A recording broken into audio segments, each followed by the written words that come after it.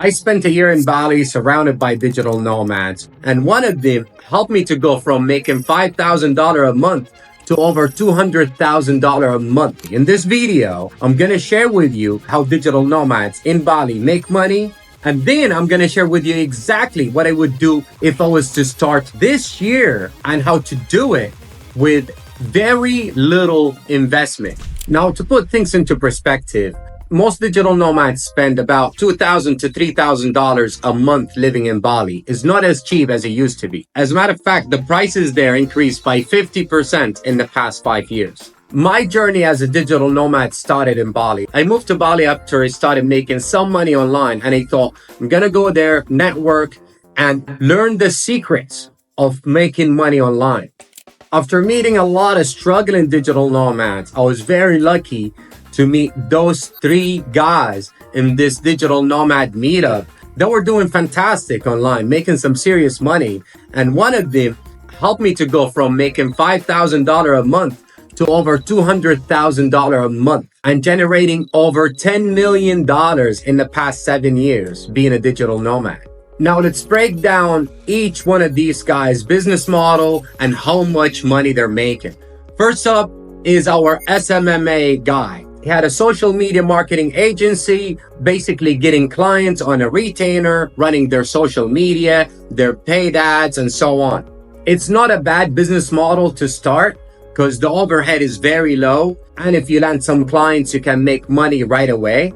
However, your clients become your bosses. You have to answer to them. And if you don't deliver fast enough, they will drop you. So this dude was working day and night trying to get that next client while other clients are dropping him. So it was an ongoing cycle of getting clients and getting dropped by other clients. He was working insane hours and he had to get on some phone calls in the middle of the night. Being a digital nomad, you're traveling to different time zones and your clients in America and whatnot, you have to take calls at like 2 a.m. So he used to wake up at like 3 a.m. or 2 a.m. and do some phone calls. With all that, he wasn't making much money. He was making about $2,000 to $3,000 a month. Reality is, the business model is not very sufficient because it's very hard to retain these clients. And quite frankly, if you're really good at growing other people's online presence and getting them customers, might as well start your own business and get your own customers. Now, second guy was a drop shipper. And that's very popular business model. You see all these drop shippers showing their money on social media. And reality is dropshipping is very, very hard business to manage. I was dropshipper myself back then. And you're always chasing that next winner. Once you find a product that sells, all these people start promoting that product as well. Facebook ads go up, your margins go down, you start losing money, you go and find that next winner. And it's such a stressful lifestyle because you're constantly hunting that next winning product. The good thing about it though is very low overhead. And it's a great way for you to test product. This dude, just like I was, we're working insane hours and you have to be super sharp because you gotta learn a lot of skills, not only building a store, but you have to be a ninja in marketing because it's all paid marketing game.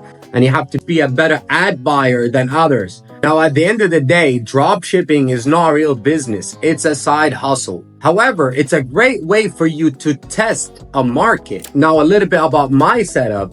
I actually had 4 different drop shipping stores and I was just cycling products through these stores. But I was working insane hours and I was looking at this third guy who was always traveling, going surfing, having all this free time, really enjoying exploring the culture. I sat down with him and I wanted to chat to him and understand what his business model was because he was also in e-commerce. Besides working less hours than us, he was actually making a lot more money in a more consistent manner.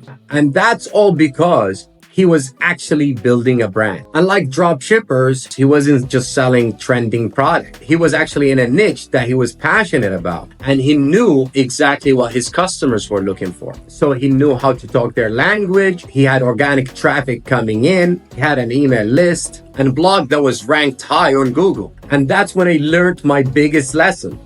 I shouldn't be focused on selling random products or services or whatever. What I should be focused on is catering to one niche and building a brand. Branding is what separates hustlers from real businesses. After my sit down with him, I actually closed 3 of my stores. I focused on only one.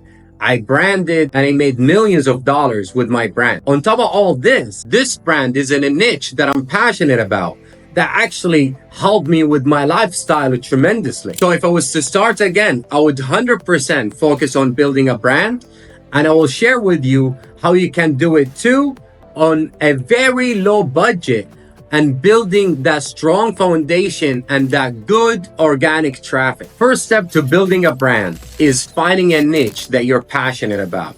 If you're gonna spend so much time and effort on something, might as well do it in something that you care about.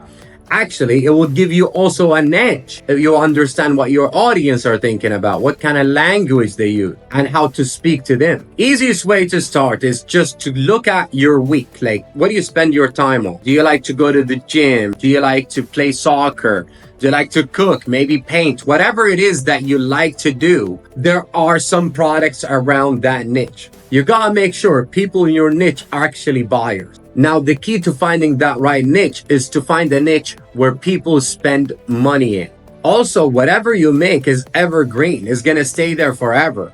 So you might not see these articles gain traffic in the first week or two, but 2-3 months down the line, blog starts catching some traction, and now you have tens of these blogs. And if each blog just gets 100 visitors, you could accumulate thousands of visitors, and you have a brand that people trust and come back to. The good thing is, if you don't work for a couple of days, you're fine. The blogs and your content is working for you. If you're running ads, you can't stop the ads for a couple of days. Your sales drop right away. In 2025, side hustles are extremely hard to do. The competition is so high, which makes branding the best way to go. With a brand, you can build something that is real, something with strong foundation, something that lasts a long time. Here you have it, everybody. So if you like what you see, hit the subscribe button, hit the like button, share with your people. Yusuf, checking out.